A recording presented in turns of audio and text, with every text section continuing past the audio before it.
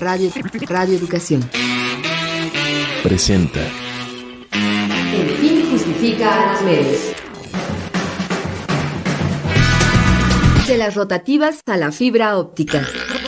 Radio, prensa, televisión, internet. El fin justifica a los medios. Expresiones mediáticas contemporáneas. Hola, ¿qué tal, amigas, amigos? Qué bueno que están en sintonía con esta revista radiofónica dedicada a la comunicación. Les saluda Graciela Ramírez a nombre de todo el equipo y en compañía de mi querido José Ángel Domínguez.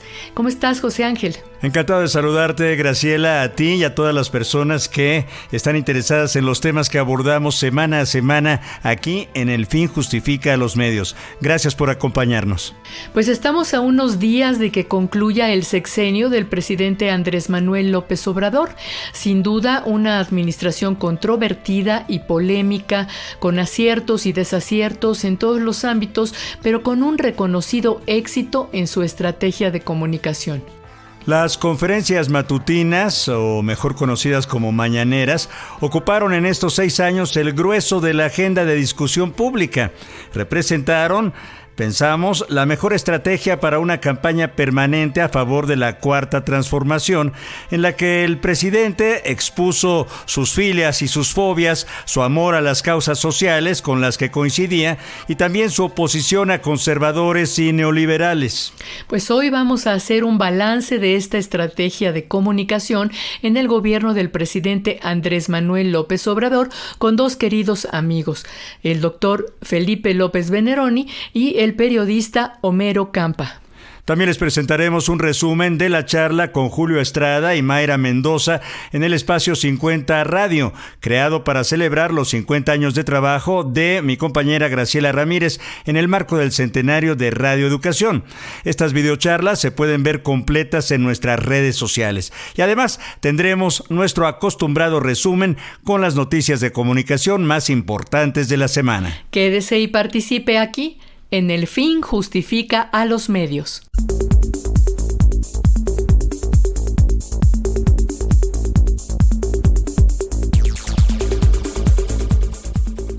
Saludamos con entusiasmo a todas las personas que escuchan este espacio radiofónico al aire por alguna de nuestras frecuencias, a quienes lo hacen a través de nuestras emisoras hermanas o vía internet en cualquier lugar de nuestro planeta. Les recordamos que pueden escuchar el podcast en las redes sociales del programa y en la página de Radio Educación www.e-medioradio.edu.mx/El Fin Justifica a los Medios. Le invitamos ahora a escuchar Notimedios, un recuento de las noticias de comunicación más importantes de la semana, realizado por nuestra compañera Ángeles Medina.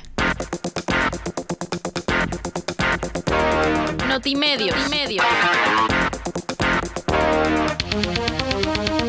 En Quintana Roo fue baleada la casa de la periodista de Nota Roja Silvia Peraza, quien ya había recibido una serie de amenazas vía WhatsApp, presuntamente por denunciar casos de negligencia médica en las instalaciones del IMSS en Cozumel. Silvia Peraza, directora también del portal de noticias Código Rojo, narró que familiares de un paciente que perdió la vida por no ser atendido en el IMSS le llamaron para pedirle que denunciara públicamente el caso. Sin embargo, la vocera de esa institución le advirtió que la información que le habían proporcionado era falsa. Horas más tarde recibió mensajes pidiéndole que bajara de su portal esa información. Tras estas amenazas, la casa de Silvia Peraza fue baleada, por lo que ya interpuso la denuncia correspondiente ante la Fiscalía General del Estado y la Comisión de Derechos Humanos de Quintana Roo, la cual se declaró incompetente para acompañar el caso. En Monterrey, la Comisión Estatal de Derechos Humanos invitó a las autoridades de la Secretaría de Seguridad a aceptar la colaboración gratuita que ofreció una organización internacional para crear un protocolo de protección a periodistas. Esto ante el aumento en las denuncias por amenazas y agresiones a comunicadores en la entidad. El senador morenista Ricardo Sheffield presentó en la Cámara de Senadores una iniciativa de reforma constitucional que busca trasladar las facultades del Instituto Federal de Telecomunicaciones en materia de protección y derechos de los usuarios a la Procuraduría Federal del Consumidor. El argumento es la supuesta duplicidad de funciones entre el IFT y la Profeco, que generan confusiones a los consumidores en la presentación de quejas por servicios deficientes en telecomunicaciones. Hay que decir que de aprobarse esta iniciativa, la Profeco estaría obligada a invertir más recursos en infraestructura para manejar el aumento en el volumen de asesorías y quejas de los usuarios de telecomunicaciones, además de que tendría que desarrollar mecanismos de supervisión y evaluación de las nuevas responsabilidades. El Instituto Federal de Telecomunicaciones prepara la emisión de nuevas medidas regulatorias para América Móvil en noviembre próximo. Javier Juárez Mojica, presidente comisionado del IFT, explicó que la unidad de política regulatoria se encuentra en los últimos detalles del proyecto para el agente económico preponderante América Móvil, por lo que existe la posibilidad de que el documento pueda ser analizado entre el 16 y el 30 de octubre, fechas en que se tienen calendarizadas las sesiones del Pleno en el IFT. Hasta aquí las noticias de comunicación más importantes en esta semana. Le invitamos a que consulte esta sección en nuestras redes sociales. Como siempre, nuestra invitación a consultar Notimedios en las redes sociales y también nuestro agradecimiento a todos los comentarios de las personas que, pues nos buscan en las redes sociales. En X nos encuentran como @Radio El Fin, en Facebook estamos como El Fin Justifica los Medios, o también quienes dejan un mensaje al número de WhatsApp 55 12 33 29 15. Antes de escuchar la charla con el compositor Julio Estrada y la maestra Mayra Mendoza, le invitamos a escuchar nuestra entrevista. La entrevista.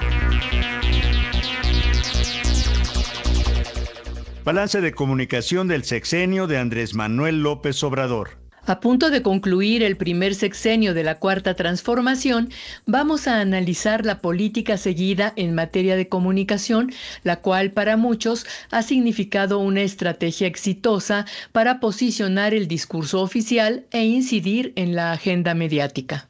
Efectivamente, las conferencias matutinas se iniciaron, de acuerdo al mandatario, en un afán de transparentar la información de su gobierno y combatir la narrativa que desde los medios de comunicación privados cuestionaban su administración.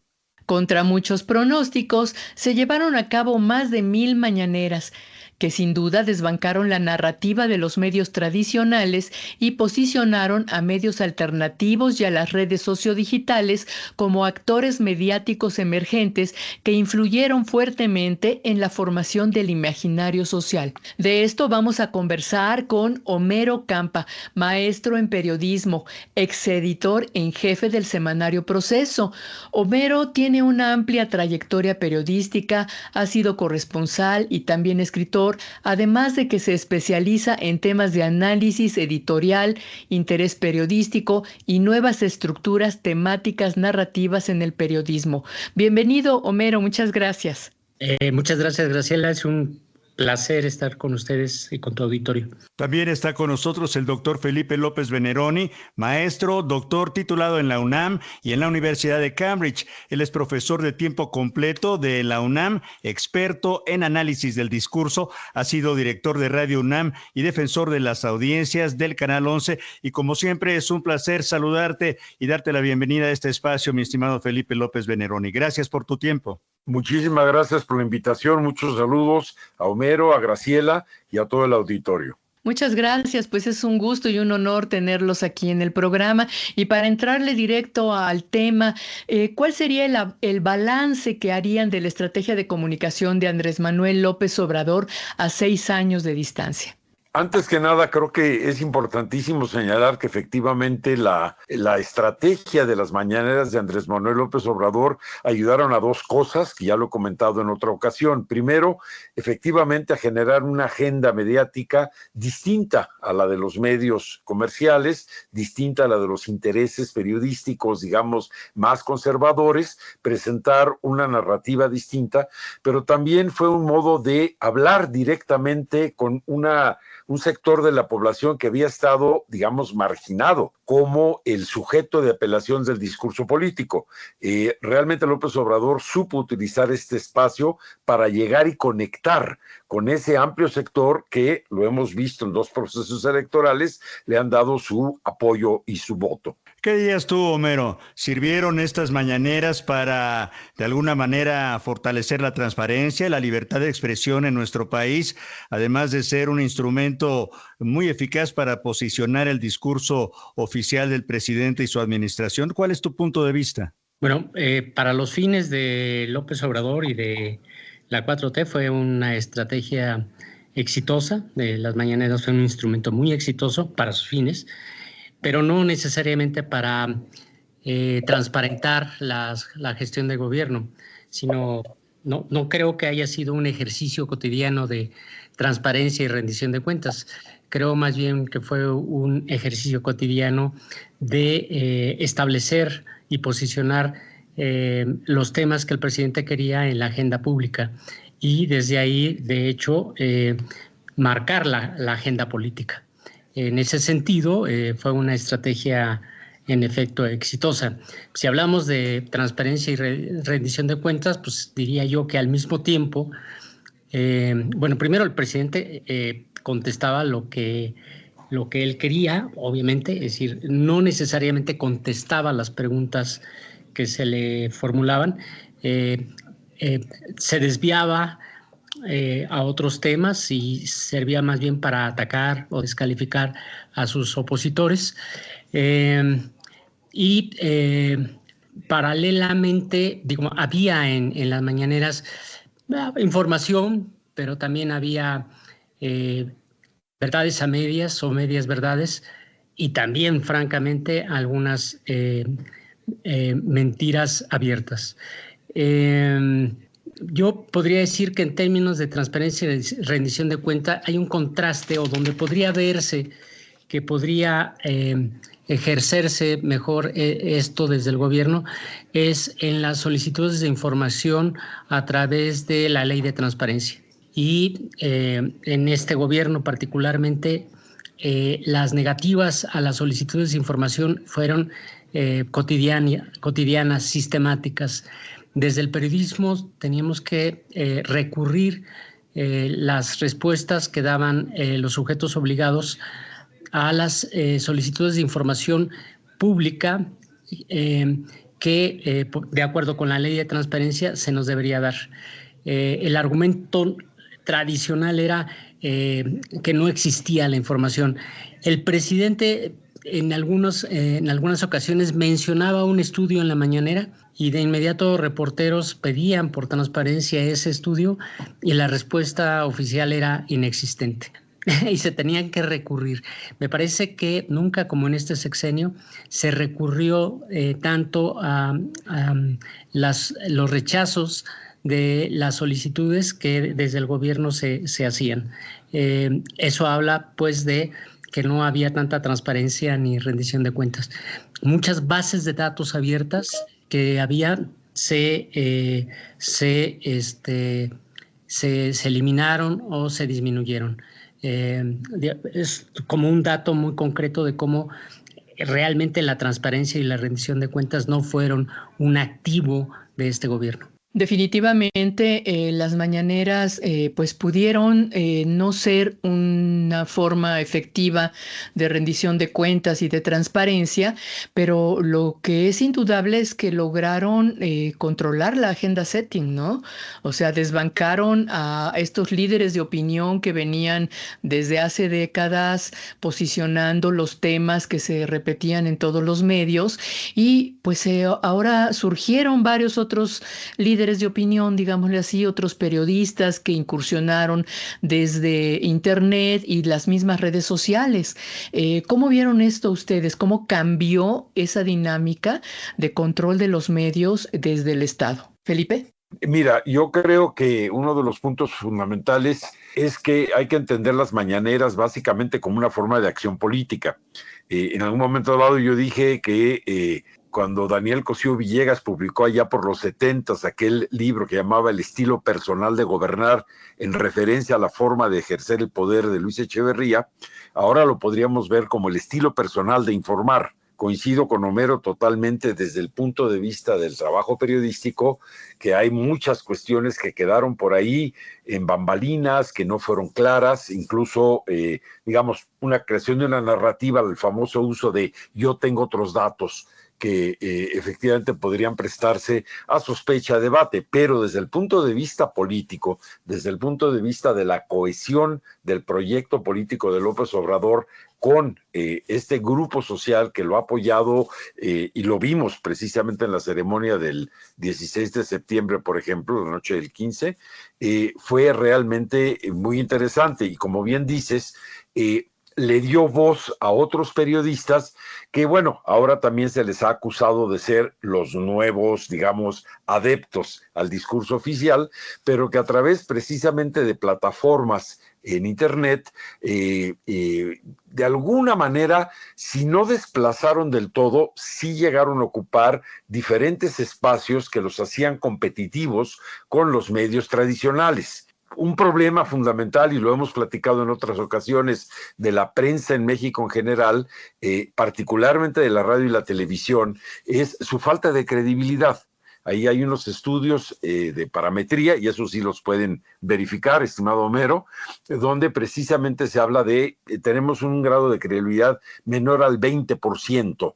En general, y curiosamente los medios impresos son los que mayor credibilidad tienen, pero la radio y la televisión están muy abajo, ¿no? No llegan en algunos casos ni siquiera al 11 o 12%.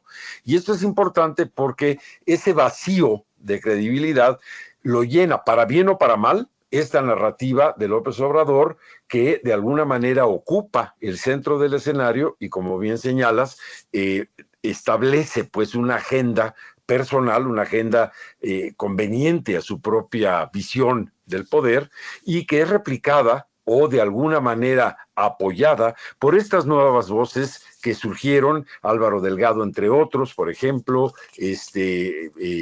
vamos, ahorita se me van los nombres, pero Renata Turrent, en fin, que estuvieron muy activos, sobre todo en Twitter, o ahora X, para de alguna manera apuntalar y reforzar, incluso Sabina Berman, por ejemplo, este discurso de Andrés Manuel López Obrador y todo el proyecto político de la 4T.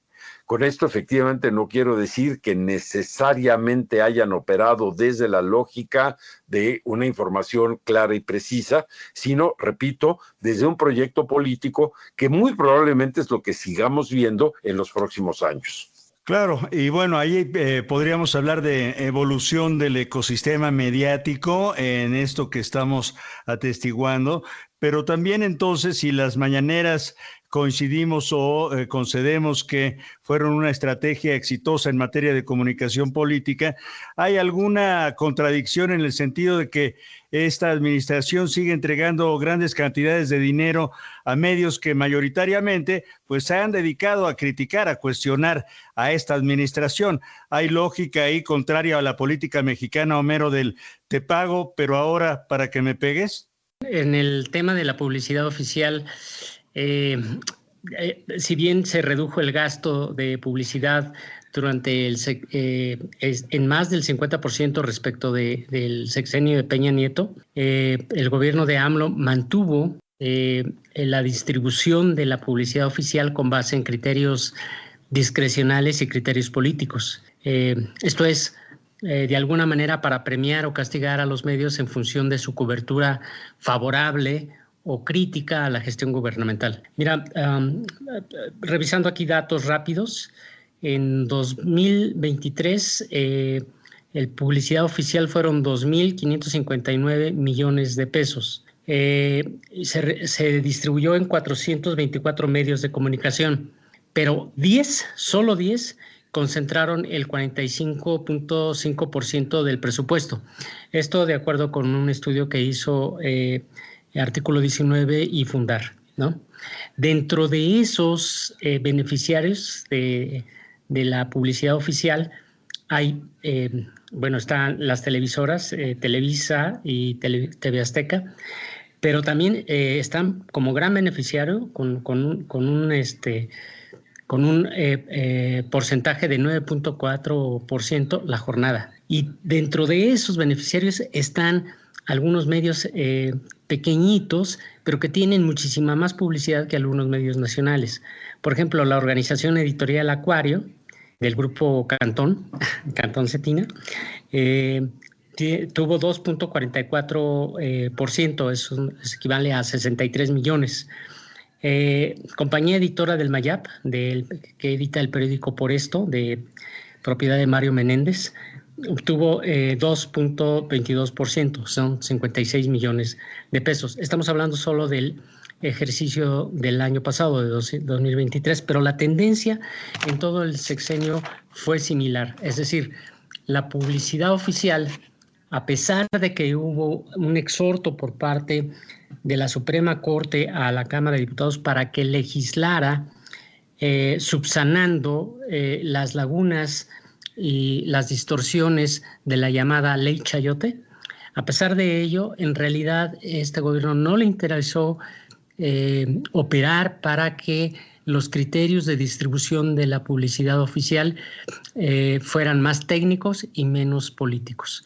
Es un ejemplo muy claro de cómo el manejo de la publicidad oficial se dio en función de criterios discrecionales y políticos, que para la Corte Interamericana de Derechos Humanos esa manera de actuar constituye, y así lo tiene tipificado, como una especie de censura indirecta.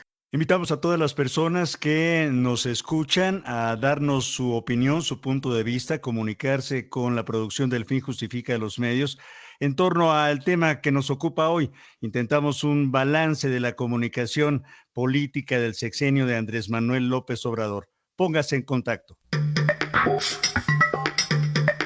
Entra en comunicación mandando un correo a elfinjustifica@yahoo.com.mx. Y por supuesto a través de Facebook nos encuentras como El Fin Justifica los Medios y en Twitter como @Radio El Fin. Haz tuyo este espacio dedicado a la comunicación.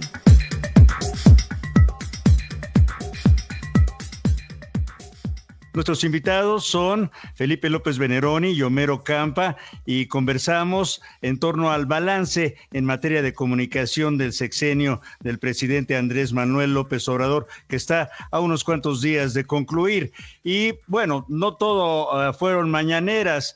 Mi estimado Felipe, otras estrategias de comunicación también se intentaron impulsar en este sexenio. Tal vez hablaríamos de el fortalecimiento del sistema público de radiodifusión del Estado mexicano. ¿Qué nos dirías en torno a eso? ¿Por qué no fortalecer a otros medios públicos cuando la administración necesita micrófonos, ¿no? Mira, la política que se siguió en materia de medios públicos fue para muchos analistas, para muchos críticos, fue de un uso propagandístico de estos medios, en el sentido de que se le daba aire, por ejemplo, a la transmisión de las mañaneras y había una serie de programas y comentarios o comentaristas que de alguna manera estaban muy alineados e identificados con la filosofía política de la 4T.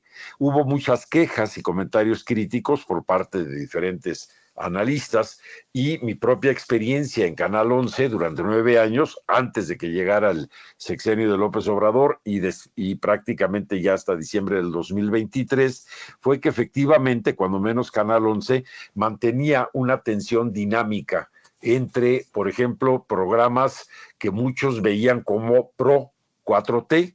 En un tiempo fue La Maroma Estelar, estaban Johnny Sabina, que luego tuvieron ahí una desavenencia y ahora nada más pasó a ser de largo alcance con Sabina Berman, y algunos otros, la Operación Mamut, etcétera, ¿no? Además, jugando mucho con la idea del sentido del humor. que es una forma de hacer, digamos, crítica política y comentario político, pero disfrazado de alguna manera, como aquel programa que tuvo Televisa mucho tiempo el privilegio de mandar.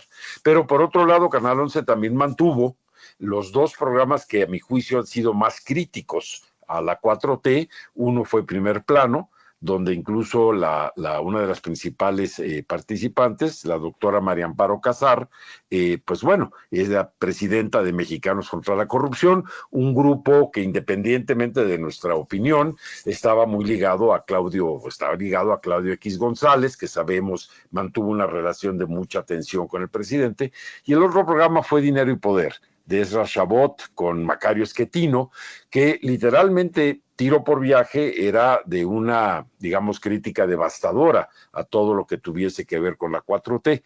El 11 en ese sentido cumplió muy bien la idea de pluralidad, ¿no? De tener dos o tres puntos de vista en torno de lo que era la 4T. Pero los otros medios de Estado, porque realmente no podemos hablar de medios públicos, sí trabajaron mucho en línea, sobre todo el sistema público de radiodifusión del Estado mexicano con Genaro Villamil, sí trabajaron mucho en línea con toda la filosofía política de la 4T. Creo que esto es cuestionable, creo que debió habérsele dado o buscado dársele mayor autonomía a los medios públicos, mayor financiamiento. Los medios públicos en México han sido muy castigados, creo que Radio Educación lo sabe bien y el Instituto Mexicano de la Radio también, y es un poco triste que habiendo este presupuesto tan fuerte del que nos hablaba Homero, se destinara más a estos otros medios y no a fortalecer los medios públicos, pero desde un horizonte de autonomía que siguen sin tener. Esto ha sido un problema histórico. De hecho, si recuerdan, muy al principio del sexenio de López Obrador se planteó la posibilidad de hacer una especie de BBC mexicana, pero con la idea de que todo quedara concentrado en la Secretaría de Gobernación. Y hubo una gran crítica a esto y se echó, digamos, se dejó eso por la paz, ¿no? Siguieron los medios Canal 22, Canal 11, Limer, Radio Educación, etcétera.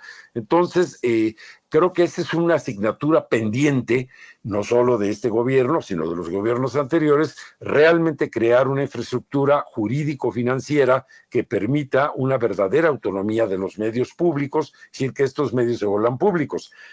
Incluso ahora, pues uno de los nombramientos más inmediatos de Claudia Sheinbaum en esta materia fue precisamente a Renata Turrent como directora de Canal 11. Cuando el presidente de la República o la presidenta de la República decide quién va a dirigir un medio público, pues ese medio deja por ese solo hecho de ser público. Es como si nombrara al rector de la UNAM, ¿no? O sea, tiene que ser algo que debería surgir de la propia estructura interna del medio a través de una junta de gobierno o algo parecido. Pero bueno, el caso es que vamos a ver cuál va a ser la política a seguir en los próximos años en este campo de los medios públicos. Así es, que tenemos largo tiempo esperando a que haya un proceso en el que estos medios cada vez sean más públicos, precisamente a partir principalmente de la independencia del gobierno, cosa que no parece pues que vaya a ser por ahí, al menos hasta el momento, las señales que se han enviado. Bueno, pues son ya... Al final de la entrevista les pediría que hiciéramos justamente esto, cuáles serían los grandes pendientes que quedan en materia de comunicación para el sexenio de Claudia Sheinbaum, independientemente de todas estas críticas que se hicieron al gobierno de López Obrador en materia de medios, como es pues esta crítica abierta a los periodistas opositores en las mañaneras, el tema de Notimex, por ejemplo, que también fue un tema que durante todo el sexenio estuvo ahí como una piedrita lastimando la idea de una democracia en los medios de comunicación. Homero, ¿qué nos dirías para cerrar? ¿Cuáles serían estos grandes pendientes que quedan y que pues Claudia Sheinbaum tendría que enfrentar de una o de otra manera? Creo que son varios pendientes. El que anota Felipe es muy importante. Yo anotaría tres que a bote pronto me saltan. Uno, en efecto, creo que hace falta recomponer las relaciones de la prensa y el Estado, la prensa y el poder, porque durante este sexenio buena parte de la relación con un amplio sector fue a partir de la confrontación y la descalificación, en un contexto de suma vulnerabilidad de los periodistas. Hubo 47 periodistas asesinados hasta el 5 de agosto pasado, y un promedio de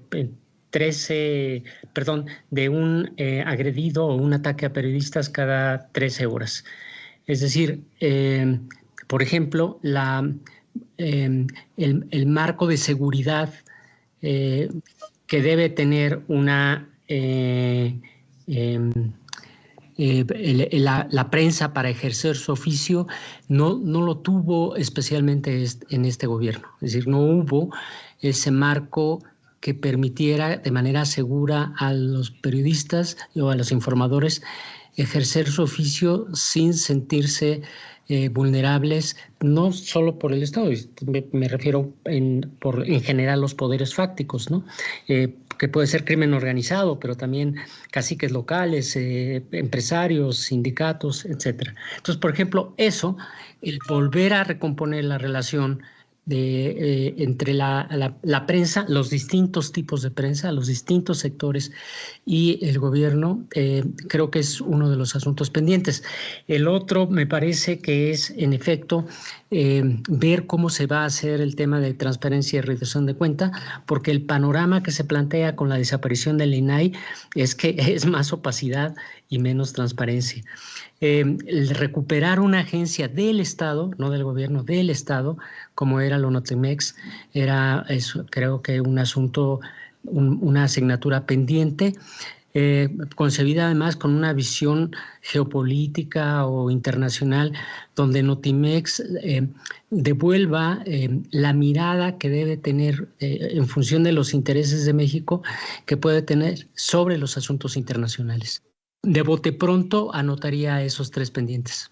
Pues les agradecemos muchísimo estas observaciones, estas opiniones sobre lo que fue el sexenio de Andrés Manuel López Obrador en materia de comunicación. Estaremos pendientes porque pues viene todavía esta entrada del nuevo gobierno en donde estaremos viendo pues nuevas políticas, tal vez continuidad de muchas de estas estrategias, y esperemos que pues, sobre todo en el caso de los medios públicos pues nos vaya mejor de lo que nos fue en esta ocasión.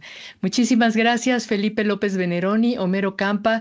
Un abrazo y seguimos en contacto. Muchas gracias y buenas noches. Muchas gracias, saludos a todos.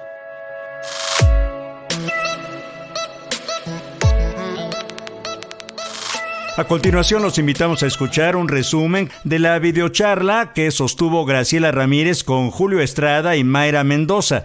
50 Radio conmemora el trabajo de 50 años de muchas personas que han laborado en radioeducación, la última mitad del centenario que se celebra este año de 2024. Escuche usted.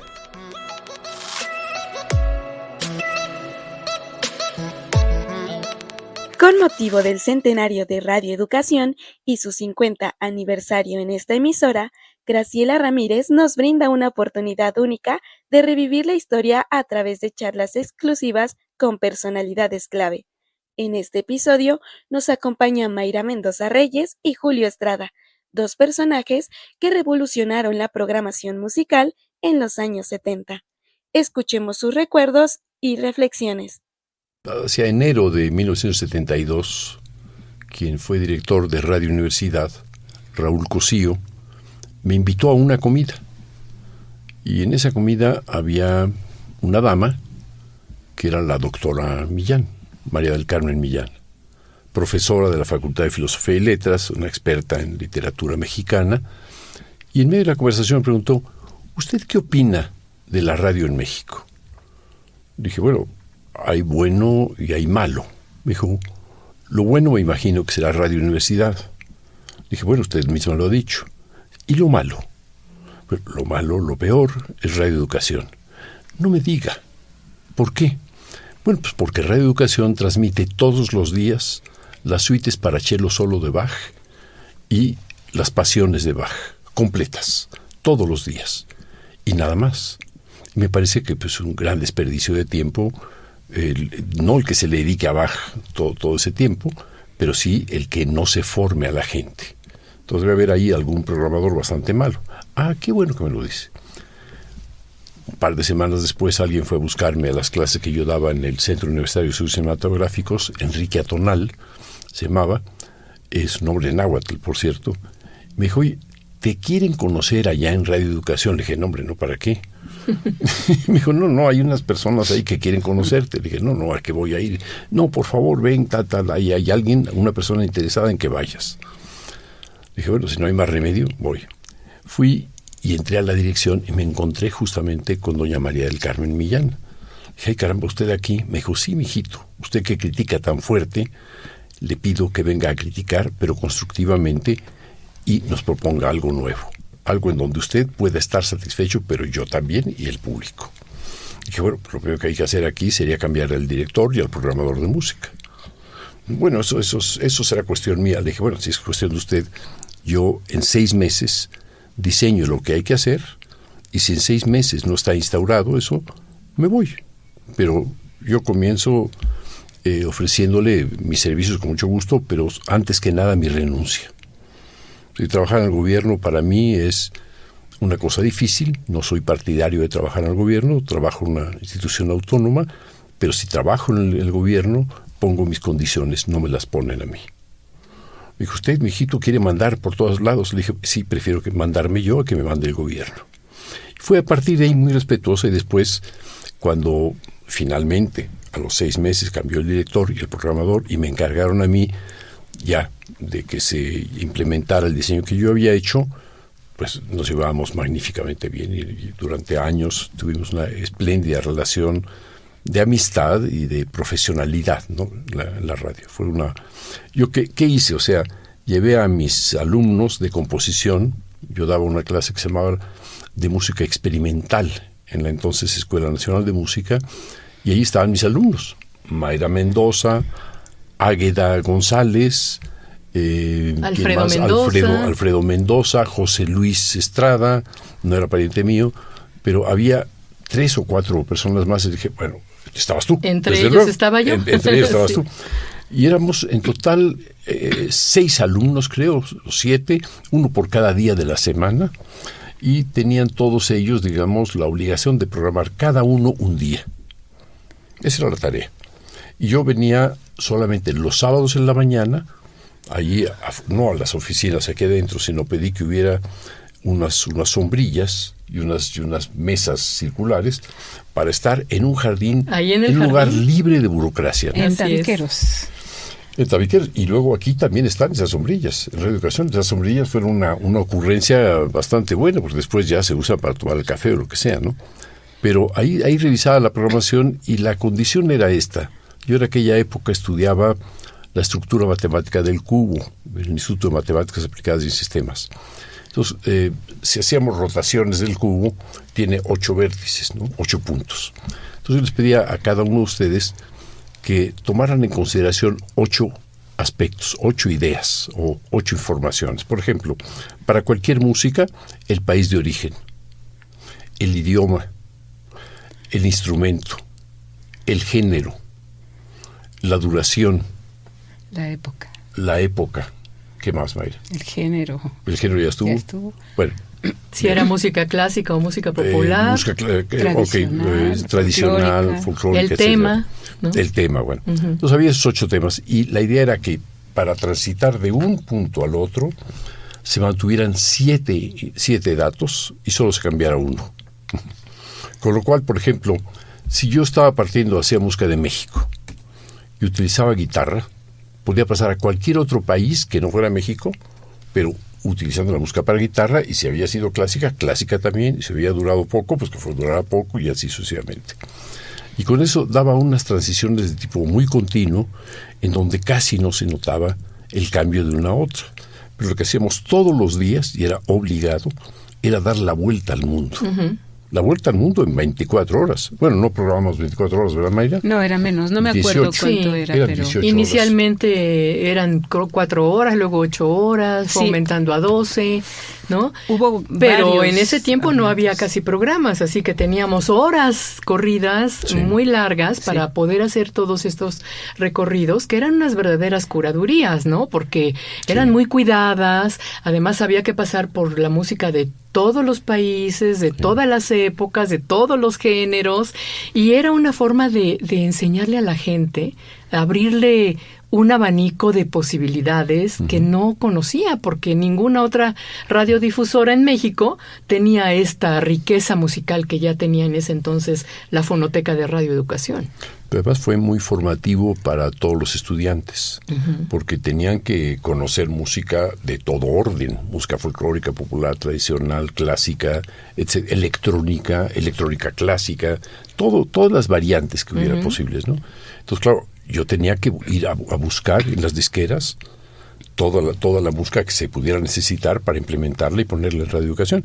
Y tuvo un gran efecto. Debo decir, cuando Radio Educación funcionó así, que fue una muy buena época, cambiaron mucho las radios comerciales. ¿Por qué? Porque les ganábamos el sitio. Los oyentes estaban encantados de escuchar esta radio. Incluso Radio Universidad me dijo, oye, ya te pasaste a la competencia.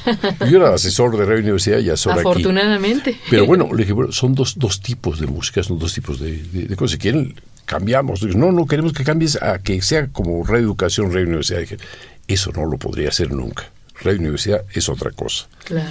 Y se mantuvo así la estación. Digo, tampoco dependía de mí, dependía de muchos otros factores, ¿no? Pero Radio Educación, digamos que hizo cambiar algunas estaciones. Recuerdo que la XCJB de Jalisco vinieron a pedirnos asesoría y modificaron su programación. Ahora, fue la primera vez, al menos en la historia de la radio en México y probablemente de muchos otros países, en que se programó con tarjetas perforadas. Si no es que hubiera tarjetas perforadas con una electrónica, no. Teníamos unas varillitas, era como el juego del Mikado, ¿no? Que tienes unos palillitos así, atravieses. A ver, música estadounidense, entonces había 1000 tarjetas, ya pasaba con aquello, y todo lo que no era estadounidense caía. No estoy hablando de historia, ¿eh? Estoy hablando de una selección. Después, ya que teníamos todo lo que era estadounidense, seleccionamos, a ver, música para piano.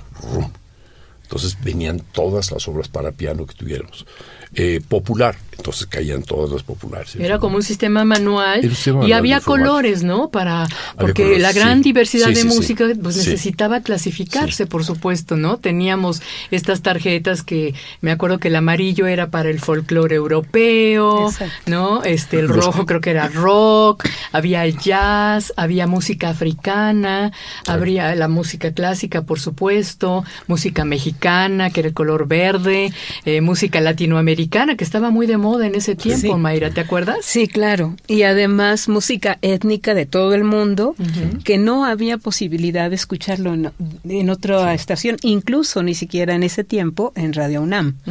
¿No? Entonces, y hablando de esta invitación que nuestro maestro nos hace a los estudiantes, yo creo que eso fue algo genial que nos cambió la vida a todos. A todos. Porque fue la oportunidad como estudiantes de tener acceso a muchísima cultura musical que de otra manera no la habríamos tenido, ¿no? No conocíamos toda esa diversidad de música. Así es, del mundo. Y yo me acuerdo, bueno, muy joven, 20 años, una cuestión de ese tipo, aterrada porque no encontraba la transición perfecta para ir de una a otra en un determinado momento del día, ¿no? Y yo me quedé varias veces a dormir. Yo una vez me quedé a dormir en tu casa y nos quedamos despiertas toda la noche haciendo la programación. Exactamente, entonces era muy emocionante, era hermoso hacer ese trabajo, pero también eran nuestros primeros trabajos, entonces era muy angustioso porque había que hacerlo bien. No, y porque además al día siguiente ya se iba a transmitir por radio, ¿no? Aunque en ese tiempo, bueno, cuando yo entro aquí recuerdo que había 1000 watts de potencia nada más. Ya en el 76 me parece que sube a 50,000, que de todos modos era poquito, ¿no? No se oía en toda la Ciudad de México, pero teníamos pues una gran cantidad de horas continuas para programar y era no podías programar algo que no conocieras. Exacto. Entonces teníamos que escuchar en cintas de carrete abierto, sacar las cintas de la fonoteca y escuchar todo. Nos pasábamos horas y horas escuchando haciendo música. Nuestros apuntes, además, porque teníamos que hacer notas. Accede a la conversación completa en nuestra página de Facebook. El fin justifica a los medios, a partir de las 6 de la tarde. Mayra Mendoza Reyes y Julio Estrada nos hablan de la música, la memoria y la conexión a través de la radio. Yo pienso que, de veras, que eso es lo que deberían de dar de enseñanza musical en las escuelas, ¿no? Digo, casi todas se restringen a la estudiantina, a enseñar la guitarra, pero no tenemos una cultura musical amplia en donde podamos conocer ya ni siquiera la música de México, ¿no? Sí, o se limita a música europea, ¿no? De un cierto periodo, punto, ¿no? Uh-huh. En el mejor de los casos, ¿no? Entonces, o a vender flautas japonesas de alguna compañía, ¿no? Por ejemplo, sí. A vender instrumentitos de tal compañía, cuando en realidad uno de los principales objetivos es enseñarle a los niños a construir sus propios instrumentos, enseñarles a usar su propia voz, enseñarles a escuchar en su mente, a recordar en su mente sonidos que les hayan gustado, a escuchar en el bosque, a comparar lo que escucharon en el bosque con lo que escucharon en la ciudad, con lo que escucharon en su casa, a producir todos los sonidos que quieran. Los niños somos, y yo me incluyo porque todavía no he dejado de ser un niño, somos todos creativos. Claro. Mientras permanezcamos en esa etapa, digamos, o sea, si esa etapa no la hemos borrado, si no hemos creado una frontera en las edades de entre nuestras etapas, podemos todavía progresar con esa facilidad, con esa naturalidad, con esa frescura infantil. De eso se trata. Claro. La educación sería más bien la educación que es sensible, la educación hacia sí mismo, la educación hacia lo que quieres ser, pero por ti mismo, no por lo que otros te digan. Yo estoy en contra totalmente de que un profesor te diga: usted estudió música, tiene usted que estudiar esto y esto y esto. No, maestro, vaya usted a dar una vuelta a la chanson, ¿no? A mí no me va usted a decir para dónde voy a ir. O sea, yo debería de aprenderlo por cuenta propia, ¿no? Claro, y tiene mucho que ver con lo que está haciendo Mayra ahora, su taller de voz y biografía, ¿no? ¿Qué haces, Mayra? Bueno. Bueno, el asunto de la entonación, desentonación, siempre fue algo para mí fascinante. Entonces, ¿por qué una persona puede entonar algo que escucha y por qué otra no lo puede hacer, ¿no? Entonces siempre fue para mí fascinante ese tema, ¿no? Entonces, y a partir de ahí empezar a descubrir muchas cuestiones. Para no tomar mucho tiempo para hablar de esto, podríamos decir que la palabra alma y la palabra almacén tiene la misma raíz, ¿no? Entonces, el alma es un almacén, es un lugar en donde se guarda, ¿no? Donde quedan muchas memorias, ¿no? Entonces, bueno, en pocas palabras, eso. Y el estudio de los intervalos musicales, ¿no? ¿Qué hay en una segunda? ¿Qué hay en una quinta? ¿Qué hay en una trecena? Etcétera. En esas distancias, en la distancia de un sonido a otro, ¿no? Es el sonido 1 y el sonido 2 son menos importantes que lo que vive en medio de esos dos sonidos, ¿no? Entonces, ahí, pues es un mundo fascinante y que de una manera, o sea, yo siempre busco la manera práctica de aplicar eso. El caso es que este taller de voz y biografía consiste en sensibilizar a la gente, cualquier tipo de adultos, con cualquier background, con cualquier historia, y buscar en las memorias de sus silencios y sus sonidos a través de su voz. Pero eso es un pasaje largo, es un proceso largo porque todos tenemos una inhibición enorme con la voz, ¿no? A todos en algún momento en la vida nos han dicho, mira, mejor... Calladita. Mejor, eso no es lo tuyo.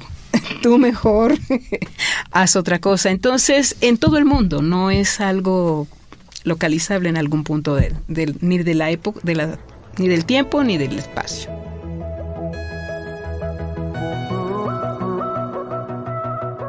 Esta charla forma parte de una serie de entrevistas que sostuvo nuestra productora Graciela Ramírez, como parte del proyecto 50 Radio.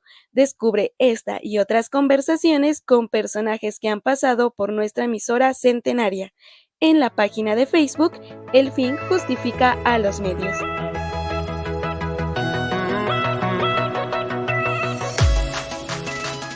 Pues le invitamos a ver esta videocharla en nuestras redes sociales, completa a partir de este jueves. Estará toda la semana en Facebook y también en Instagram.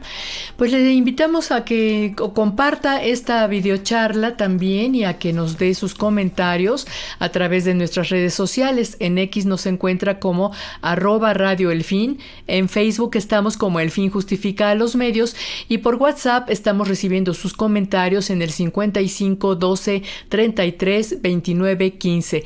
Muchas gracias por su compañía. Los esperamos la próxima semana.